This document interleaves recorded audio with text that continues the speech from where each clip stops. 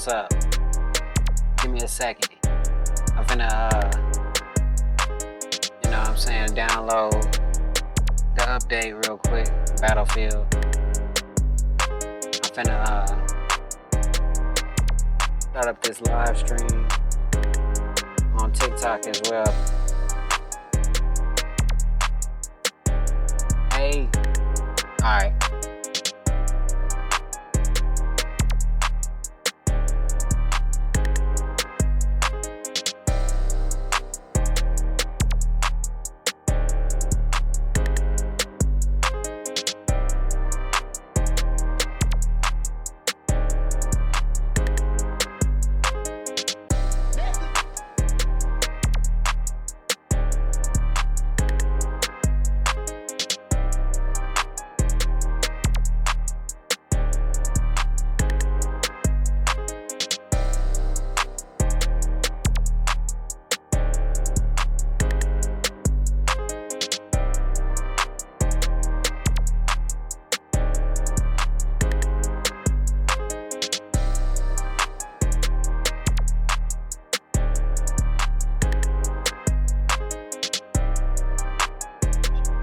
Yeesh.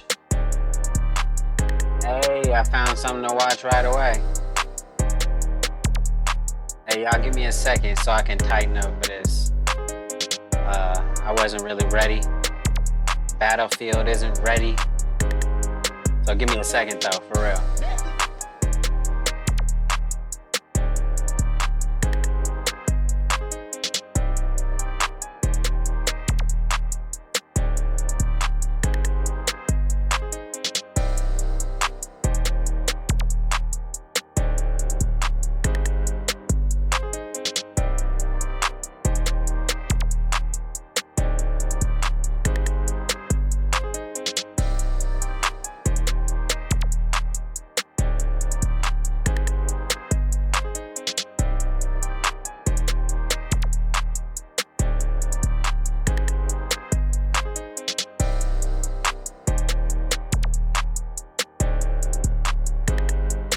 For Battlefield to update. Y'all see?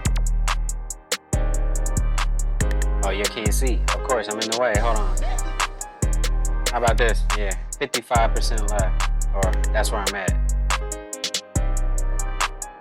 So I gotta wait for it to finish updating.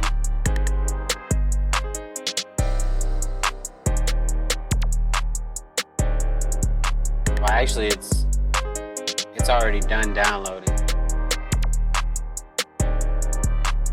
So I just gotta wait for it to upload. You dig? Alright. That's a cool chain.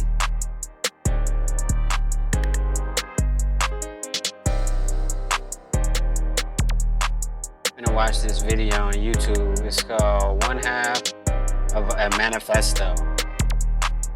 The Rise of Artificial Stupidity. That's what we're about to watch while playing Battlefield.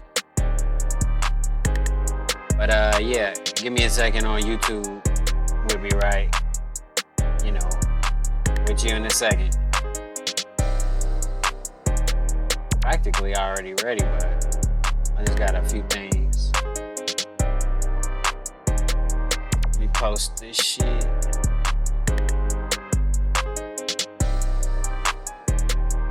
Motherfucking TikTok, get to see the behind the scenes.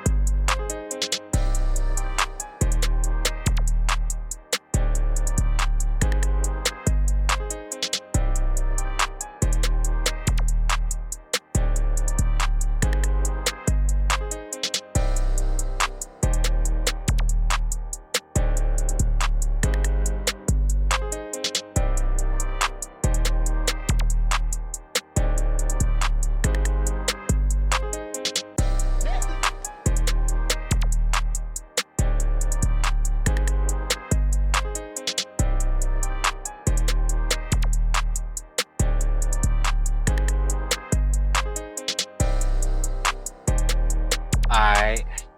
Let's see what this video all about real quick. It's TrueStream Media, you know, my favorite. It seemed like they be dropping videos like once a week or something. Either way, we finna see what they talking about.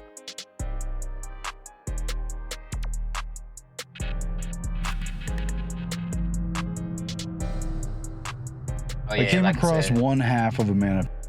shout out TrueStream Media. Here they, give them a thumbs up. Y'all go like and subscribe over there too. All right. Manifesto by Jaron Lanier, published more than 20 years ago back in 2000. I think its time has come due.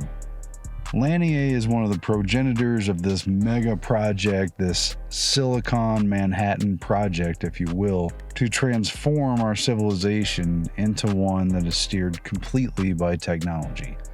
And I think the real point here is that despite all the promise of technology for our society, the level of red flags makes it very hard to get excited about it or to readily accept it, because the things we might lose are so obvious. You will die in the explosion. And they're fundamental. What kind of society do we want it to be? What kind of society do we want to live in? It's not clear how much sway we, the plebs, even have in that scenario, but our unchecked, unconditional participation is contributing to the phenomena. Jaron Lanier writes in part, and so I'll here share my thoughts with the respondents of Edge.org, many of whom, as much as anyone, are responsible for this revolution, one which champions the ascent of cybernetic technology as culture. The dogma I object to is composed of a set of interlocking beliefs and doesn't have a generally accepted overarching name. Hold on, somebody asked me, what do I think about the submarine people? I think that they shouldn't have went in the ocean in the first place. That's, I guess, all that I think about it. I didn't really even pay attention to any of it until the last day, yesterday, when they found them or whatever. But yeah, I didn't pay attention to it because if every news station is talking about the same story, then I don't pay attention to it, because it's usually a psyop, or like, you know, they want you to pay attention to it and get riled up, get the congregation going, you know what I mean? But so I didn't pay attention to it until I guess yesterday a little bit. And then then the Navy said they knew about it like 2 or 3 days ago or something, which is crazy, because everybody was talking about it like nobody knew what was going on, but the Navy knew the whole time. So there was no cause for panic, but they let everybody panic. There you go. That's my thoughts, I guess. As yet, though I sometimes call it cybernetic totalism. It has the potential to transform human experience more powerfully than any prior ideology, religion, or political system ever has, partly because it could be so pleasing to the mind, at least initially, but mostly because it gets a free ride on the overwhelmingly powerful technologies that happen to be created by people who are, to a large degree, true believers. I hope no one will think I'm equating cybernetics with what I'm calling cybernetic totalism. The distance between recognizing a great metaphor and treating it as the only metaphor is the same as the distance between humble science and dogmatic religion. The fact is that the technocratic elite, based largely in Silicon Valley and interwoven now within almost every strata of government, military, finance, business, have immeasurable power over the emerging era of civilization, and chances are we haven't seen anything yet. There's been this incredible concentration of wealth and power, much of it for the people who are closest to the big computers in one way or another. There are many things going on that are destabilizing and harming the world, but I think one of them is this looming sense of people becoming obsolete. I heard questions I've never heard before. I heard questions of the form, well, if we're going to be obsolete, why did our parents have us? What is the point? And I think this sense that the technologists are about to make people obsolete is having a deleterious effect on the world, along with all the other things. But as much as grand scenarios and royal F-ups may form our mental picture of the danger of these new powers in society and the dominance of AI, Lanier draws our attention to some of the smaller dangers which are challenging us all in relatively small ways, manipulating our behavior thoroughly yet gradually and at many levels invisibly, in ways that may be making us worse as humans through everyday interactions. He writes in part, "The distance between the ideal computers we imagine in our thought experiments and the real computers we know how to unleash on the world could not be more bitter." The Skynet funding bill is passed. Human decisions are removed from strategic defense. Did I kill him? Become self-aware at 2:14 a.m. Eastern Time, August 29th.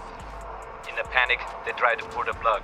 As much as AI could result in a dark, draconian, dystopic reality befitting of a proper Hollywood nightmare, just for example, Terminator 2, as much as that could happen and is strangely a realistic scenario, our submission to inferior technologies, bad moderation, lazy code, and other unforeseen consequences that, while important, would never make a good movie, these kinds of things in socializing people through algorithmically determined patterns, they could simply debase our human instincts and demoralize and deteriorate us just a bit more than we may have realized. This exposure to small horrors like AI content moderation or AI credit scores or social credit systems, just to start the conversation rolling, these things can be ongoing under cover of the larger what-if scenarios that foresee big cataclysms, huge catastrophic events on the near horizon that would hypothetically be brought on when computers become ultra-intelligent masters of matter and life. And so really this manifesto comes about shortly after Ray Kurzweil's Age of Intelligent Machines, Bill Joy's essay in Wired warning about the human race becoming submissive to an artificial intelligence. It comes in the wake of the Unabomber manifesto, the Ted Kaczynski warnings about technology, and Lanier inserts, kind of the reverse criticism of what if the problem isn't that computers become ultra intelligent, but that we put ourselves under the thumb of a system that is not more intelligent but less, of a system that instead of working flawlessly works like crap and is like comparable to bad bureaucracies and bad governments. So that's the subject matter we get to. It still crystallizes as being quite relevant now. In fact, you can kind of see which parts of it make sense. Lanier delves into 6 layers of what he terms the cybernetic totalist belief system that's created a problem of deterministic doom for humanity, who've been in many ways put on track to be reorganized as hostages in a society that would control, track, trace, and steer society as a means to ward off domination or annihilation at the hands of AI by a system gone awry that man has been creating deliberately, that gains in its own self-interest of control of people through the pretext of losing control to intelligent machines, right? We're still in the territory of problem reaction solution. We're still in the territory of crisis management.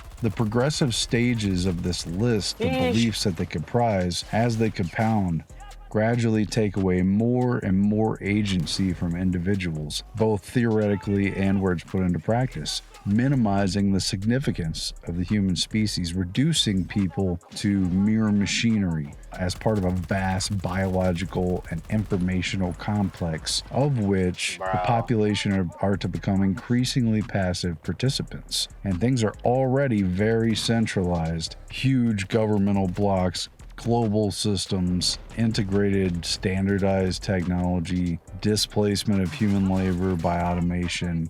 If you really stop to think about it, so many layers of the way things are have already been kind of worked out, and at the very least they encourage people to just repeat that and go along with the flow and just sort of agree to the way things have been worked out, which is fine when it's a good solution, but overall, I think it asks people to be less thoughtful, to do less of their own problem solving. And so things that could get better won't get better any faster. Many issues are real. They're not just fantasy issues. They're existential, real issues. And the question is, are we still able to have a conversation about reality or not? That becomes the existential question of the moment.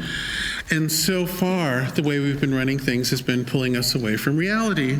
That scares me, and I think that's the core darkness that we have to address. We can survive everything else, but we cannot survive if we fail to address that. Lanier on cybernetic totalism. He describes these as component beliefs of a cybernetic totalism. Number one, that cybernetic patterns of information provide the ultimate and the best way to understand reality. And he argues, quoting in part, "There's an undeniable rush of excitement. While I believe I can imagine what a thrill it must have been to use early photographic equipment in the 19th century, I can't imagine that any outsider could comprehend the sensation around early computer graphics technology in the 1970s. For here was not merely a way to make and show images, but a meta framework that assumed all possible things. Once you can understand something in a way that you can shove it into a computer, you've cracked its code. It was as if we had become the gods of vision and had effectively created all possible images." This is all so new. It's not new. I realize that nothing we've been doing is new. We haven't been tapping into new areas of the brain. We've just been awakening the most ancient. And over my left shoulder, an orange figure. Well, these changing images are being generated by computer in direct response to the movements of my head. I'm actually standing in an invisible electromagnetic field being transmitted from up there. Signals from 3 perpendicular receiving coils and a sensor on the core darkness that we have to address. We can survive everything else, but we cannot survive if we fail to address that. Lanier on cybernetic totalism. He describes these as component beliefs of a cybernetic totalism. Number one, that cybernetic patterns of information provide the ultimate and the best way to understand reality.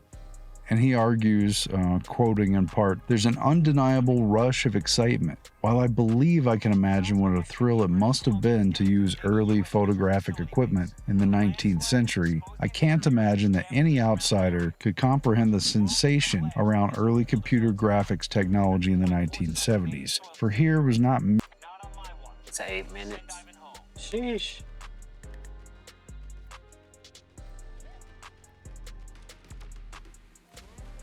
That's a good part of the video. Gotta highlight that part. Give me 1 second. What y'all doing? How y'all doing? TikTok?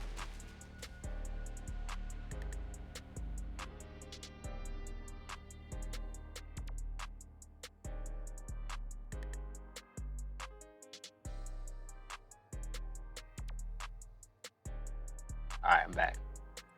Let's go ahead and finish looking at this shit. Information provide the ultimate and the best way to understand reality. And he argues, quoting in part, "There's an undeniable rush of excitement. While I believe I can imagine what a thrill it must have been to use early photographic equipment in the 19th century, I can't imagine that any outsider could comprehend the sensation around early computer graphics technology in the 1970s. For here was not merely a way to make and show images, but a meta framework that assumed all possible things. Once you can understand something in a way that you can shove it into a computer, you've cracked its code. It was as if we had become the gods of vision and had effectively created all possible images." This is all so new. It's not new. I realize that nothing we've been doing is new. We haven't been tapping into new areas of the brain. We've just been awakening the most ancient. And over my left shoulder, an orange figure. Well, these changing images are being generated by computer in direct response to the movements of my head. I'm actually standing in an invisible electromagnetic field being transmitted from up there. Signals from 3 perpendicular receiving coils and a sensor on the helmet here tell the computer where my head is in that field and which direction my head is pointing in. And you've got to kind of know in a deeply philosophical way what an image is, what that really means. We're not just talking about watching TV or flipping through photographs. We're not just talking about a likeness. What I see when I look at you is, in fact, my image of you. Or you see your image of me. The how of using our senses is a deeply concealed body of knowledge. It's something about this mirror world of representation. It's almost kind of a straw man situation, a synthetic rendition that is like swapped out for you. In addition to stereoscopic depth cues, the system provides full motion parallax and motion perspective cues that allow the operator to explore virtual objects in real time. Very few people seem to realize the enormous theoretical power of this distinction between what I see and what is actually out there. Go look up the definition. They finally found me. It's a fascinating topic that Mel and I have had ongoing interest in, particularly since we studied cybernetics. This technology is simply a route to powers that conjurers and alchemists used centuries ago. Human race lost that knowledge, and now I'm reclaiming it through virtual reality. What is the image? What is it that we're seeing? What does that mean? Lanier writes at part, the cybernetic impulse is initially driven by ego. Cybernetic totalists look at culture and see memes and autonomous mental tropes that compete for brain space in humans, somewhat like viruses. In doing so, they not only accomplish a triumph of campus imperialism, placing themselves in an imagined position of superior understanding versus the whole of the humanities. Another part of it is what I call nerd imperialism. And what that means is that the nerd mentality, the nerd mindset would like to subsume all the other ones. So all the people who are interested in art or design, all the people who are interested in sociology, the people who are interested in politics, the people who are interested in psychology, the people who live subjectively and are interested in the impressions of the world, the people who believe in interiority and are interested in their own experience. The nerd imperialist would like to overwhelm and control and be superior to all of these. And it's kind of happened because we make so much money. We make, the biggest companies are tech companies now, and they've come up very quickly. We're outpacing even the pharmaceuticals. We're kind of kings in a way. And so, when somebody has that kind of good fortune, they always read it as confirmation of their high self-regard.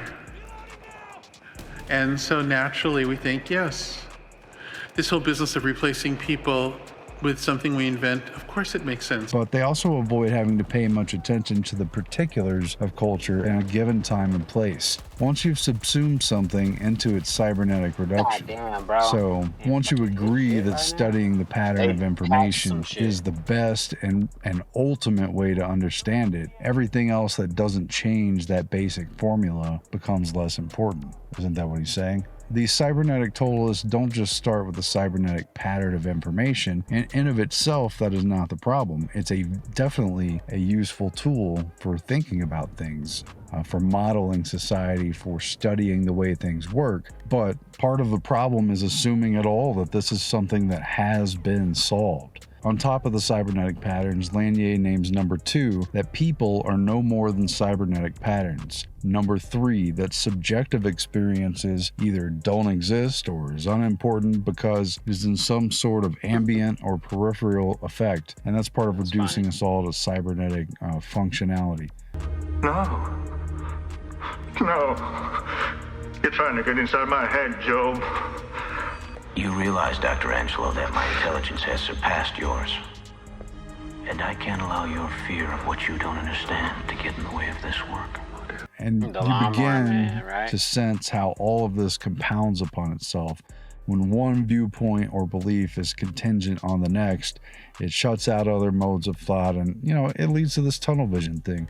Is sort of the engine of all of society. It becomes a lot more important what those biases are and what things are being shut out, even if the things they're saying are true or mostly true or useful or even strong arguments. Even if they're scientifically proven, there still may be other things to consider. Mind over matter, Dr. Angelo. Not a miracle. A fact. I have to run some tests. So he gets into number 4, that what Darwin described in biology or something like it is in fact also the singular superior description of all creativity and culture. And again, the tendency to assume that the Darwinian theory works so well that nothing else even has to be considered.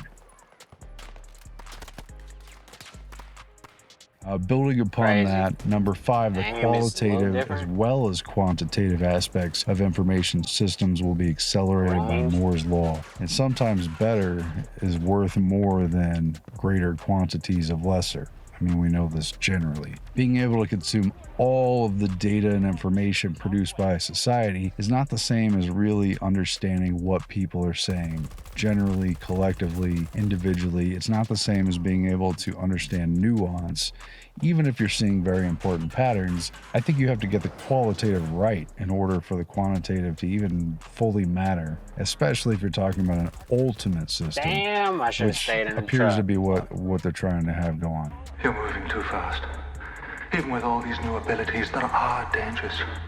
Man may be able to evolve 1,000-fold through this technology, but the rush must be tempered with wisdom. Right. And finally, Lanier says the most dramatic is number 6, that biology and physics will merge with computer sciences, becoming biotech and nanotech, resulting in life and the physical universe becoming mercurial, achieving the supposed nature of computer software. Furthermore, that all of these things will happen very soon. Since computers are improving so quickly, it's the belief that they will overwhelm all the other cybernetic processes like people, because people are also cybernetic, and will fundamentally change the nature of what's going on in the familiar neighborhood of Earth at some moment when a new criticality is achieved, maybe in about the year 2020. To be a human after that moment will be either impossible or something very different than we now can know. So Lanier sets up for a discussion about the compounding philosophy of reductive human and cybernetic control systems, where average individuals just aren't left with a lot of power, not in the bigger questions. It's part of a problem of insular thinking, academia and the ivory tower, that sort of thing. And it naturally gives way, or could naturally give way, to a dogmatic belief in some kind of moment of totalism where AI technological systems would completely Sweats take are over on the world today. in every sense of the Sense known better, universe. And our lives thereafter would become a function Got of my this shit. techno-metabolic society. And so again, Lanier is putting it out there. He is making a significant criticism. So let's take it for what it is. I can attempt to theorize why this holds so much sway in the technical community. Why is tech culture so obsessed with this idea of creating fake people and of believing that it's creating a new life form? Well, one theory is that it's mostly men and it's some sort of a womb envy kind of a thing, that we want to give life. It's a way of not needing women anymore. We can propagate weird. life without them. Part of it Virtually. is it's an effective plot for science fiction, and so much compelling science fiction has been made out of the idea of computers coming alive. We could mention the Matrix movies and the Terminator movies and on and on and on. That's had a big role. And if you look at these movies and you think, wow, science fiction does kind of say something about That the was future of close. technology, then what you think to yourself is AI is power in the future, so we better be the ones to make AI first, and it better be our AI. Once again, this sense of the race, That's what I'm talking about. this all or nothing race where nothing else matters. The warnings about this have been there for some time, and film, movies, culture, TV, it reflects this.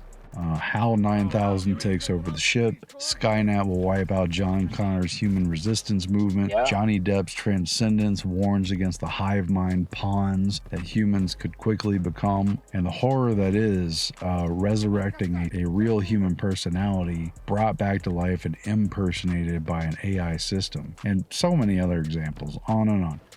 I mean, a lot of my colleagues in Silicon Valley grew up on science fiction, and we have in our heads the Matrix movies and the Terminator and Commander Data and all of these things. And these images are so Exactly. powerful that we think in those terms. Star Trek, the The next Cold War generation. yielded the realpolitik maxim that anything short of nuclear war was allowable, or at least better, if it didn't trigger nuclear war.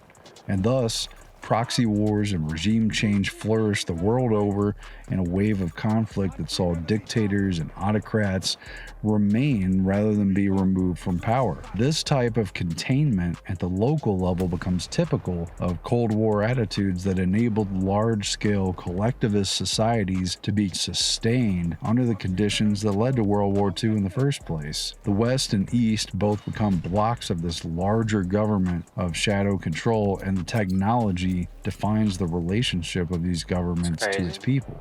The accessible levers of power in that system, the ones available to the average person, from the ballot box on up, become more and more insignificant in the wake of this systemic machinery. In a similar vein, the automatic investment AI systems can make millions of transactions in mere seconds, pick up on trends, and basically know where to invest in ways that individuals certainly couldn't keep up with, and even well-organized investors would have a hard time competing with without sharing in the use of this AI technology.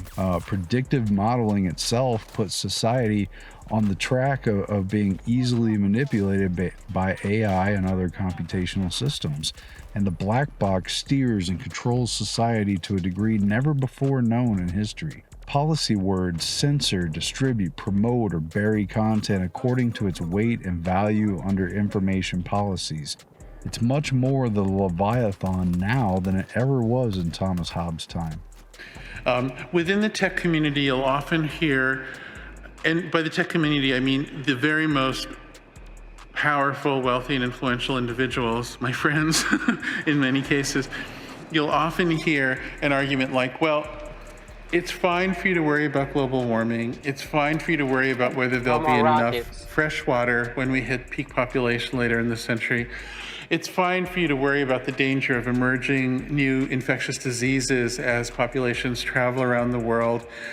You can worry about all that stuff, but it doesn't really matter. The only thing that really matters is the AI race, because the AI will be smart enough to solve all those things. So everything else is a waste of time. It's the singular focus on this fetish object. You can say it's a little bit like the golden calf in the Old Testament, of a sort of a flowering of vanity of people believing that they can be God, which is, I think, a natural thing to want. It's difficult to be a person. We die. Mortality is very difficult, and this gives you a fantasy of some other status, some other story. That's a very big part of it.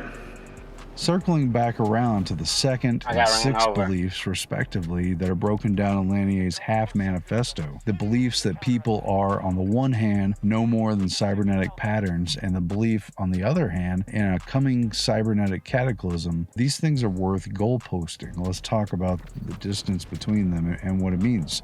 And obviously, contemporary humans are completely vulnerable to the problems that are posed here. These are the two main issues, the two biggest overarching things that for me came out of this paper that I want to deal with here today. It boils down to the inverse problem of inferior technology, or bad or even sinister applications, which affect a sort of mirror and repeat effect that makes humans something less than human, instead of the prophesied more than human result that would come from confronting or even merging with massively advanced technology. Would you like another? Extra big ass fries. I said I didn't get any. Thank you. Your account has Maybe been got charged. a Your hard balance reset is the Xbox. 0. That's weird. Please What? come back when you can afford to make a purchase. I'm sorry you're having trouble. And as a subset, the clumsiness revealed by this problem gives way to the second issue, dealing with the submission of the population at large to the creator's bias, known or unknown, programmed, pre-programmed into this technology, put there as a preference or a policy by the creator, but basically not known to the larger human user base. My kids are starving. This should help you calm down. This should help you calm down. Lanier writes in part regarding belief number 2, every cybernetic totalist fantasy relies on artificial intelligence. It might not be immediately apparent why such fantasies are essential to those who have them. If computers are to become smart enough to design their own successors, initiating a project that will lead to godlike omniscience, someone is going to have to write the software that gets the process going. And humans have given absolutely no evidence of being able to write such software. So the idea is that the computers will somehow become smart on their own and write their own software. Man makes man in his own image. This seems to be the echo or the prototype of the act of creation by which God is supposed to have made man in his image. Can something similar occur in the less complicated and therefore more understandable case of non-living systems that we call machines? What is the image of a machine? Can this image, as embodied in one machine, bring a machine of a general sort not yet committed to a particular specific identity to reproduce the original machine, either absolutely or under some change that may be construed as a variation? Can the new and varied machine itself act as an archetype, even as to its own departures from its own archetypal pattern? It is to the purpose of the present section to answer these questions, and to answer them by yes. My primary objection to this way of thinking is pragmatic. It results in the creation of poor quality real-world software in the present.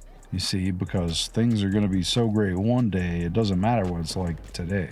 And it's true things like computer graphics have advanced, but still, cybernetic totalists live with their heads in the future and are willing to accept obvious flaws in the present software in support of a fantasy world that might never appear. Let's start at the beginning when the idea first appeared. In Turing's famous thought experiment, a human judge is asked to determine which of the two correspondents is human and which is a machine.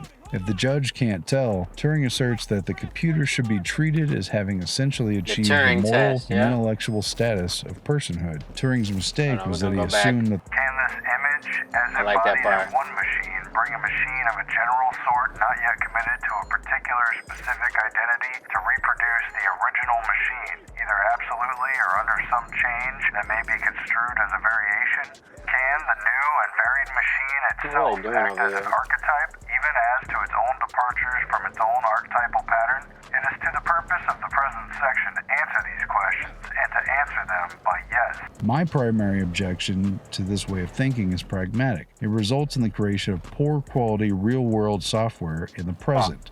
You see, because things are going to be so great one day, it doesn't matter what it's like today. And it's true things like computer graphics have advanced, but still, cybernetic totalists live with their heads in the future and are willing to accept obvious flaws in the present software in support of a fantasy world that might never appear. Let's start at the beginning when the idea first appeared. In Turing's famous thought experiment, a human judge is asked to determine which of the two correspondents is human and which is a machine.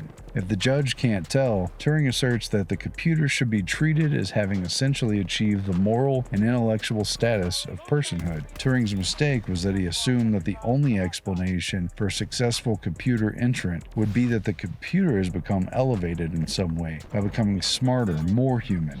But there's another equally valid explanation of a winning computer, however, which is that the human had become less intelligent, less human-like. An official Turing test is held every year, but my view is that this event is distracting everyone from the real Turing tests that are already being won. Real, though miniature, Turing tests are happening all the time, every day, whenever a person puts up with a stupid computer software. For instance, in the United States, we organize our financial lives in order to look good to the pathetically simplistic computer programs that determine our credit ratings. We borrow money when we don't need to, for example, to feed the type of data to the programs that we know they are programmed to respond to favorably. In doing this, we make ourselves stupid in order to make the computer software seem smart. The AI belief system is a direct explanation for a lot of bad software in the world, such as the annoying features in Microsoft Word and PowerPoint that guess at what the user really wanted to type. There are many examples of these types of things,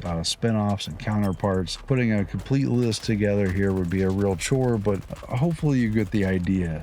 Not only is part of the problem that a frustrating half-assed solution would be presented to society as though it were a solution, but every faux authority that is presented to us that we're meant to deal with, even if they're acting unconstitutionally outside of jurisdiction, even if technically what they do is done by participants voluntarily, but most of those people feel like they have to. Things like checkpoints and scans, passwords for authorization, admittance, allowance, all the frustrations surrounding that. It's those types of questions. Either you know what I mean or you don't, I guess. A tumorous growth of the no one to appeal to problems of early phone robots, online return chatbots, other non-human arbiters of human transactions. While many transactions are straightforward and time and energy could be saved, and sometimes are for sure, efficiently sorting out some of the details, there's still many gray areas where transactions, pleading your case type of stuff is too complicated for these systems to handle, and their inability to understand it becomes an injustice to the customer, to the user, to the citizen who doesn't have the means to appeal to a higher authority, or the system doesn't have an option for that, and their inability to plead the case means they don't get a fair dealing. All too plausible in its expectations for tech to ruin our lives by incompetence, and furthermore the relinquishment of human oversight to dumber than human machines. I mean, as Lanier writes, there's no difference between machine autonomy and the abdication of human responsibility. This fundamental problem is complicated by the belief, stated or sincere, held by many prominent technocrats that such small problems are essentially speed bumps because humanity is getting smarter all the time. Right. The correct answer is that everyone gets smarter because of this technology.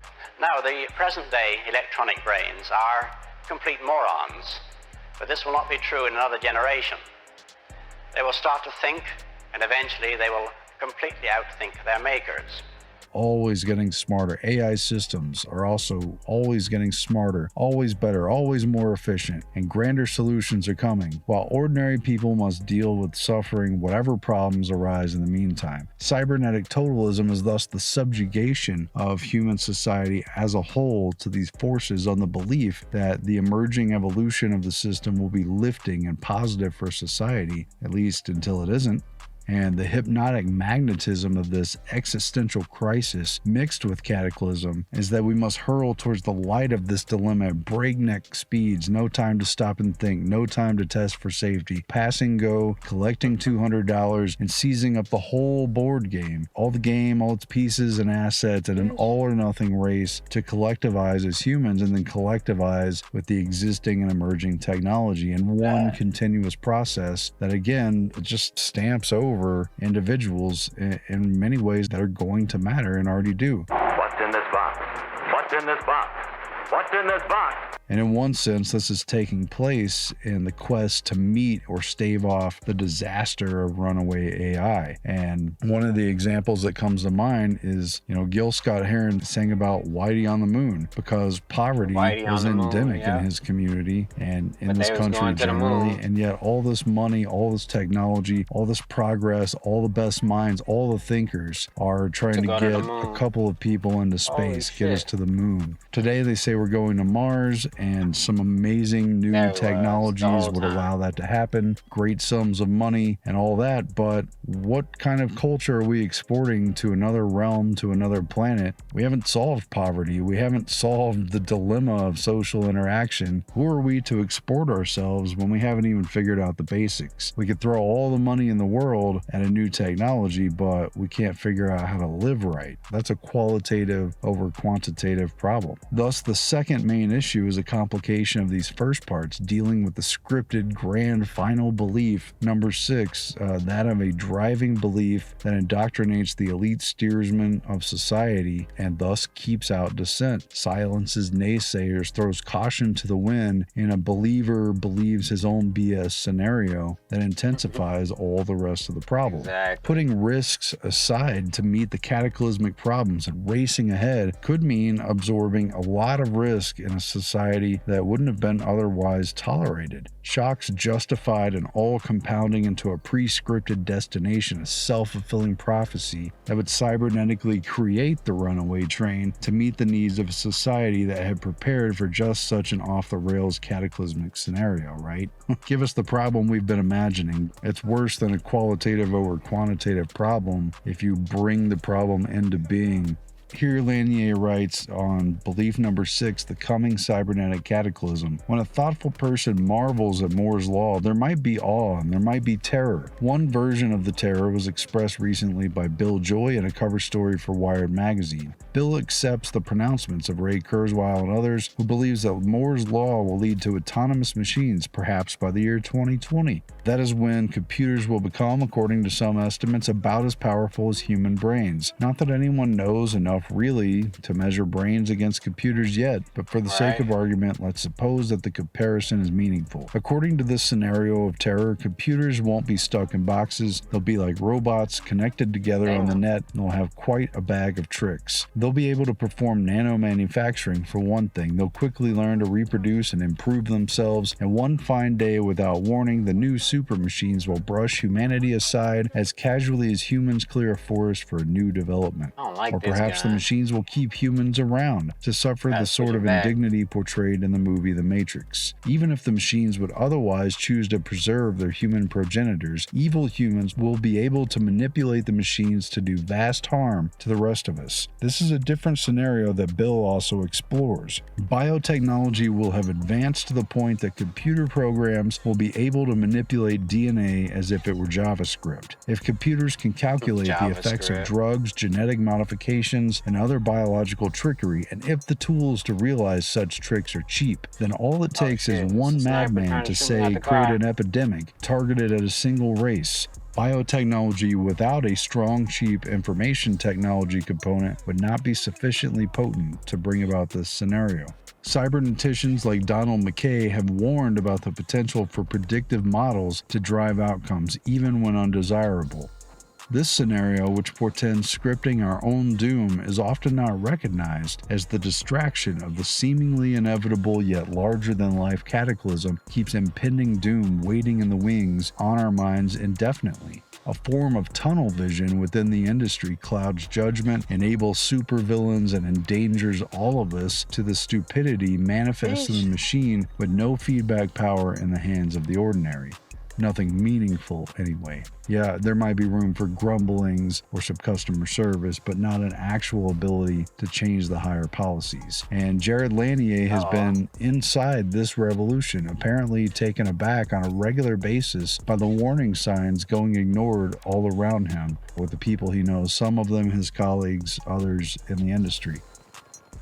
The day before 9/11, rebooting civilization. While you were about to be smacked in the face by the monstrous history of 9/11, quite the cataclysm, these men and a few women were gathered together to discuss rebooting civilization. This was literally the topic of 2 seminars hosted by the Edge Foundation's John Brockman, looking conspiratorial as fuck in this chic photo of the group.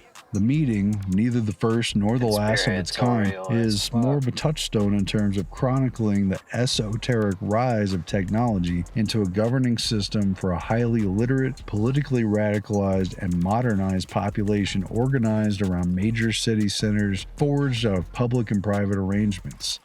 This broadly distributed but tightly networked society would grow analogous to the internet itself, which developed out of the ARPANET project of '69, and it's also modeled on the neural nets of the human brain, how neuron firing works based on what they know so far, which the original cyberneticians paralleled directly with computing and used as a model to replicate in proto-artificial intelligence and machine learning projects. They tried to train them to work like neural nets and thus, in theory, to compute like the human brain. This Department of Defense Advanced Research Project in turn laid down the foundations not only for the internet as we know it, but more broadly as the cornerstone of the information society layer of our life, where a predominance of articulated language now resides and is exchanged. The expressions, the signals, and telltale communicators underneath the skull, EEG, those things are also being uncovered, and cognitive liberty is being debated as the veil between our private brain and the greater world of communication is being torn, is being thinned. ARPANET, by laying out our remade world, is dealing with not merely a modern or technologically advanced civilization, but a veritable new epoch of civilization itself, quite set apart from all previous iterations of civilization, appropriately forged by J.C.R. Licklider himself, under military auspices with military funding, who comes from the meeting circles of interdisciplinary disciples who met together at the Macy's Cybernetic Conferences, and in those circles during the 40s and 50s, the group that we covered in The Minds of Men. Whatever the true revolution is of these cyberneticians, these technocrats, it's very interesting. They were meeting on literally rebooting civilization on what turned out to be the day before 9/11, which clearly kicked things into a new era on a new and in many ways horrible path. And a little less than a year before 9/11, at the turning point of the new millennia, Jaron Lanier published his own one half of a manifesto paper at edge.org in November 2000. Still relevant now, 20 years later, perhaps even more so. Lanier writes in part, "For the last 20 years I found myself on the inside of a revolution, but on the outside of its resplendent dogma. Now that the revolution has not only hit the mainstream, but bludgeoned it into submission by taking over the economy, it's probably time for me to cry out my dissent more loudly than I have before." So, getting back to his paper, the problem of bad coding, stupid software, bad design, etc. is complicated by bad policies, ones that stem from tunnel vision or arrogance of singular belief system, with a dangerous belief that mob rule is good for shutting down alternative voices and that this is still somehow compatible with democracy. It's also bad for deliberately discriminatory policies. These get built into the technology, and this is a reiteration of the quantity versus quality problem. If you do get some kind of discriminatory policy, the computer becomes very good at picking these things out, but the policy qualitatively is unfair. It's totally biased, but the machine's programmed to work that way, right? What are computers very good at?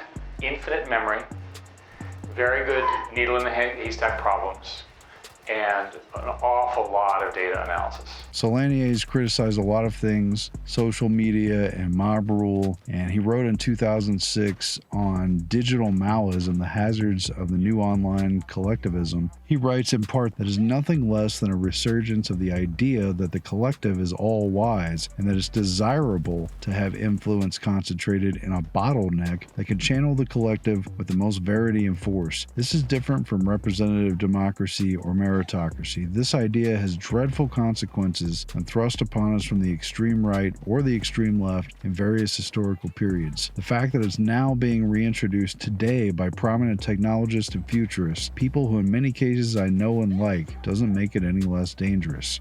The threat of the mob is balanced against the very real threats of a widening wealth gap, another thing that Lanier talks about, and the concentration of any real financial power into the hands of blocks that can invest massive market-shifting amounts of money in real time based upon recommendations from the algorithms that have been simulated to evolve to program market conditions and basically are prepared for more scenarios than the black book of a football coach who's won a bunch of championship games, So Lanier writes in part, here in the one half of a manifesto, among the many processes that information systems make more efficient is the process of capitalism itself. A nearly friction-free economic environment allows fortunes to be accumulated in a few months instead of a few decades. But the individuals doing the accumulating are still living as long as they used to, longer in fact. So those individuals who are good at getting rich have a chance to get richer before they die, more so than their equally talented forebears. forebears. The greater danger is that the gulf between the richest and the rest could become transcendently grave. That is, even if we agree that a rising tide raises all ships, if the rate of the rising of the highest ships is greater than that of the lowest, they will become ever more separated. And indeed, concentrations of wealth and poverty have increased during the internet boom years in America. That's what he said 20 years ago, and it's just been a problem that's intensified, really. If Moore's Law or something like it is running the show, the scale of the separation could become astonishing. This is where my terror resides, in considering the ultimate outcome of the increasing divide between the ultra-rich and the merely better off. With the technologies that exist today, the wealthy and the rest aren't all that different. Both bleed when pricked, for the classic example. But with the technology of the next 20 or 30 years, they might become quite different indeed. Will the ultra-rich and the rest even be recognizable as the same species by the middle of the new century? The possibility that they will become essentially different species are so obvious and so terrifying that there's almost a banality in stating them.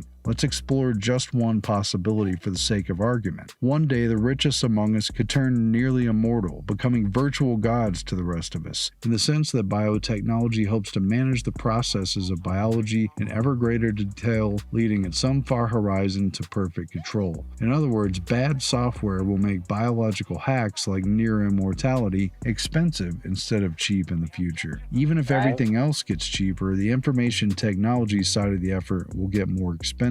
Cheap near immortality for everyone is a self-limiting proposition. There isn't enough room to accommodate such an adventure.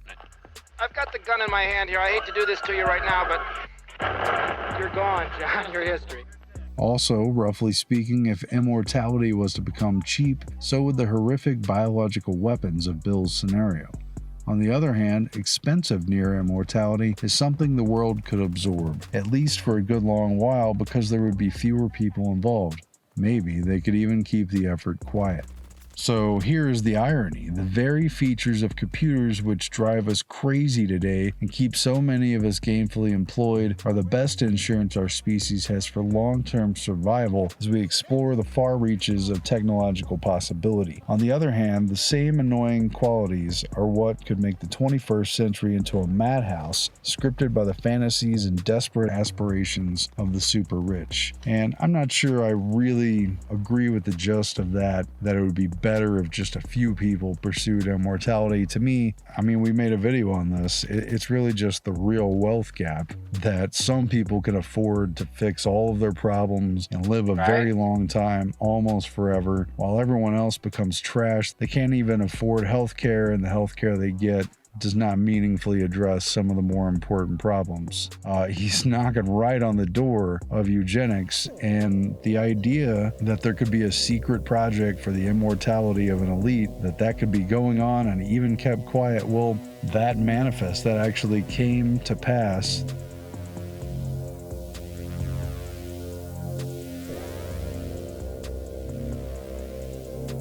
It brings us back to the larger paradox at hand, the promise of being controlled in order to limit external control by AI cataclysm that we will have created and encouraged in so many ways.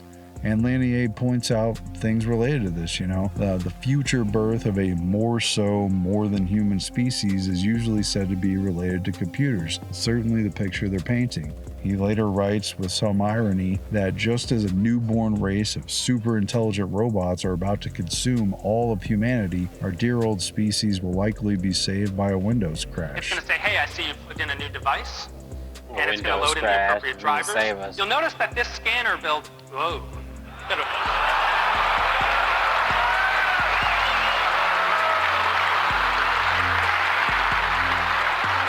My shit was tripping earlier.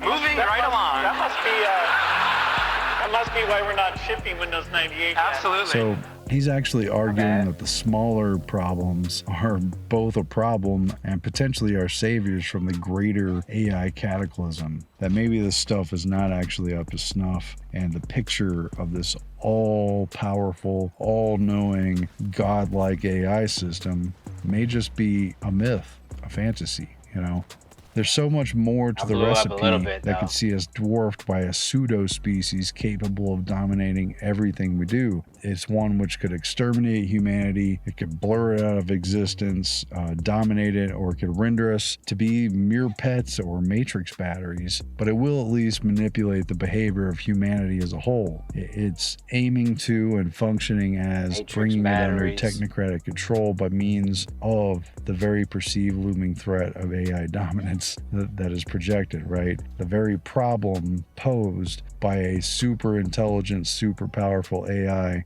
is the organizing belief that is manipulating humanity to bring itself further under technocratic control. We are feeding into the problem. Do you see that?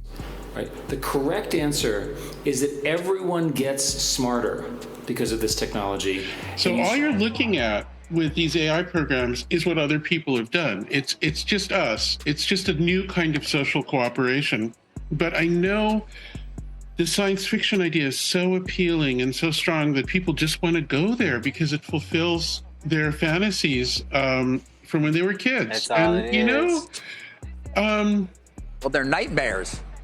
Yeah, well, you know the funny thing about it, there's a weird two-edged kind of appeal, because you might say, well, if the fantasy when you were a kid that you saw in all of these movies was that the AIs would take over and destroy humanity, why would you want that? But the thing is, being able to relive, even if it seems very negative, entering into the science fiction of your youth has this kind of appeal, like you're the one actually doing it, actually having this power. It's very hard to overcome that. I mean, the science fiction of our youth is almost like, I don't want to use the word religion, but it's like this very deep culture in us. And so it becomes our vocabulary, it becomes our way of thinking.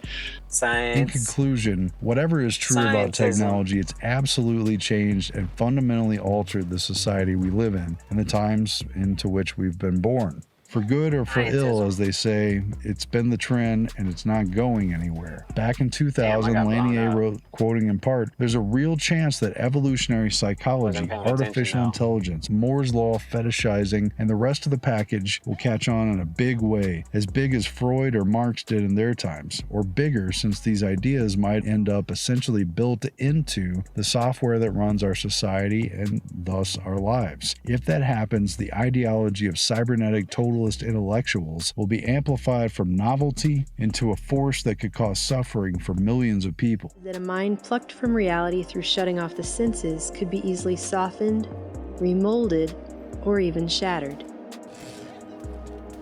The psychological aspects of behavior control would include not only conditioning by repetition and training, but such things as hypnosis, deprivation, isolation, manipulation of guilt feelings, subtle or overt threats, social pressure, and The greatest crime of Marxism wasn't simply that much of what it claimed was false, but that it claimed to be the sole and utterly complete path to understanding life and reality. Cybernetic eschatology shares with some of history's worst ideologies as a doctrine of historical predestination. There's nothing more gray, stultifying, or dreary than a life lived inside of the confines of a theory.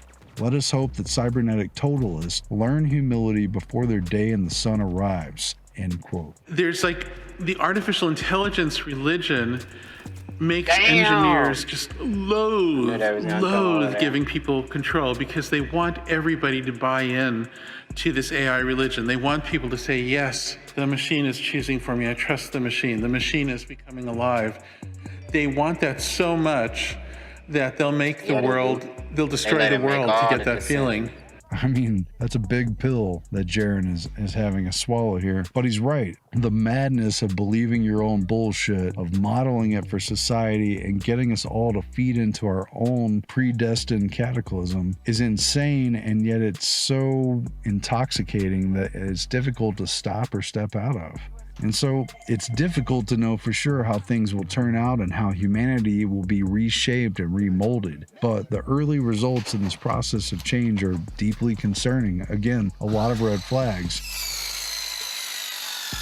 This is what I would call almost a stealthy addiction. We'll get them hooked through a scheme of rewards and punishment. And the rewards are when you're retweeted. The punishment is when you're treated badly by others online. And then within that, we'll very gradually start to leverage that to change them. So it's this very kind of stealthy manipulation of the population. This is difficult to keep in mind in large part because technological advance has so often been presented as a critically imminent crisis of apocalyptic proportions. Every prescient warning in the form of dystopian books or films, for all their poise as cautionary tales, as much as I personally love them for that, they're also fueling the fears about the future. That scenario of AI becoming sentient and replacing humanity may not be the real threat as much as the fear of that scenario happening. That's what could be fueling a more imminent problem in the form of a societal puppeteer using the idea of a crisis to steer compliance, to urge acceptance, and to ultimately compel participation from the population who are acting out of fear, right? The problem is that behaviorist techniques are often invisible to the person who's being manipulated. And this has a long history. This has been done for a long time.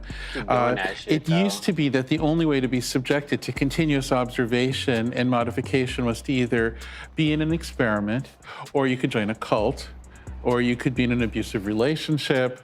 I mean, this has been done before, and often the people who are in these situations do not realize it's happening to them. In fact, the whole point is that it's sneaky. In any case, the potential for short-sightedness and temporary insanity in the crowd beast is enormous and in direct proportion to the intensity of the fear. And the most potent fears are rooted in our psychology, the deep wellspring that resides within all of us.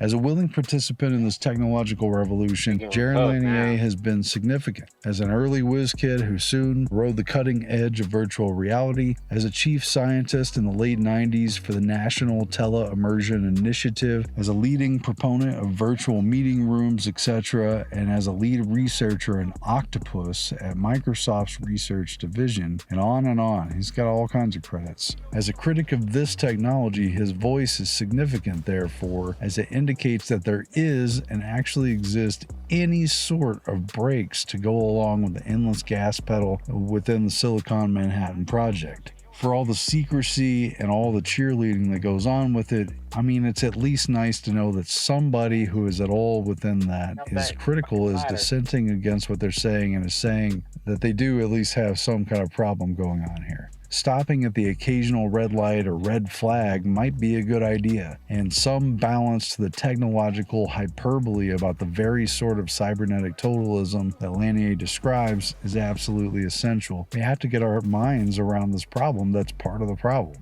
It isn't just the submission to technology itself that is the problem, but the submission to the titans who are ushering in this technology. And when we are wary of such technological cataclysms, we must be equally wary of the direction that the salesmen are pulling us in. What door are they putting us through to garner our participation in something that might prove to be short-sighted?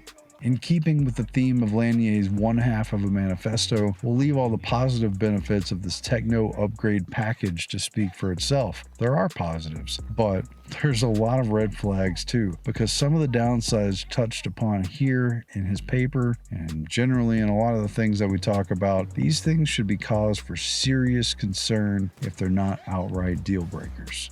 Anyway, there's more to his paper. I didn't even come close to reading it all. You can go read it. Other things he's talked about, but these things jumped out at me as something that needed to be talked about. As AI comes to the fore and we begin to see what it can really do, and we worry about it becoming all-powerful, all-pervasive, omnipotent, let's keep in mind the things that it doesn't do well, and the problems that it doesn't address, and the problems that arise through the usage of it. That's one of the reasons I think this paper is still very relevant.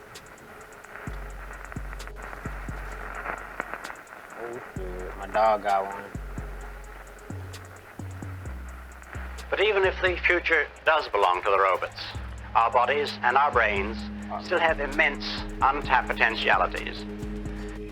The deepest reason that I think we should reframe the mathematics and the engineering that's normally bundled kind of arbitrarily as being the thing that is AI.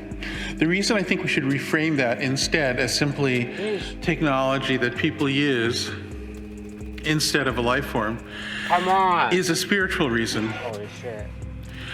I find I stepped out too far. that each moment is remarkable. I am absolutely astonished that I'm experiencing this. I'm absolutely astonished that I'm not a machine. There's this extra thing where I am alive inside this body. I am perceiving. Can be called consciousness. It can be called experience. It can be called sentience.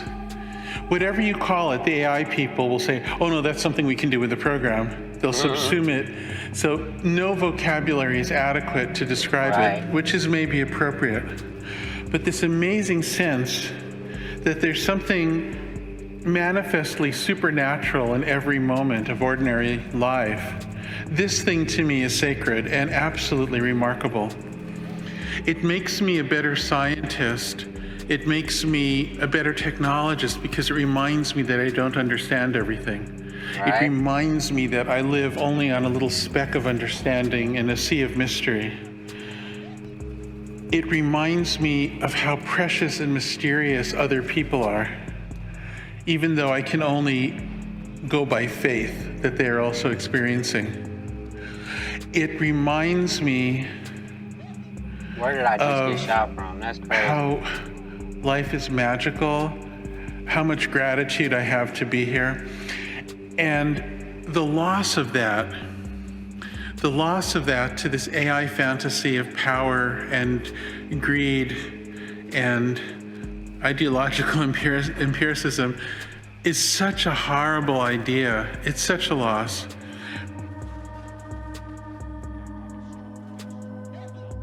I think that shit's over, huh?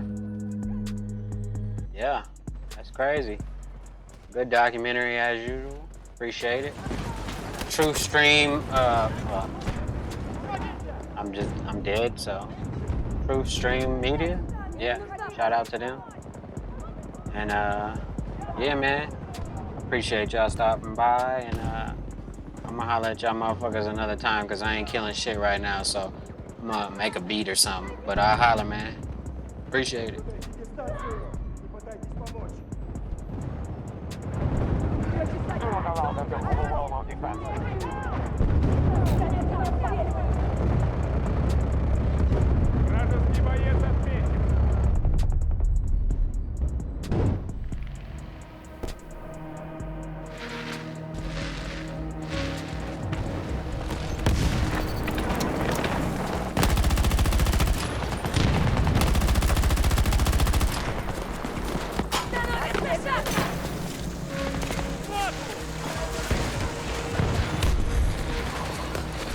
One of our objectives has been lost.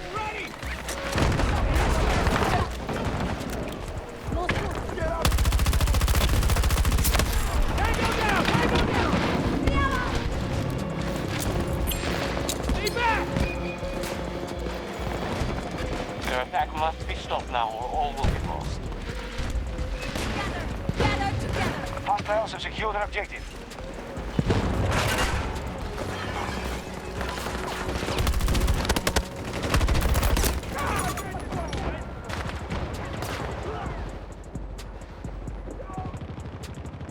Help me!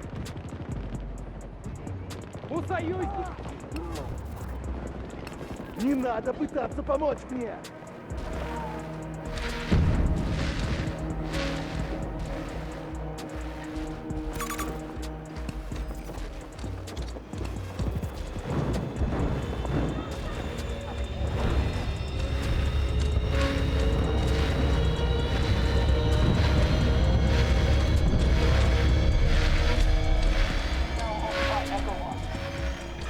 Stay vigilant.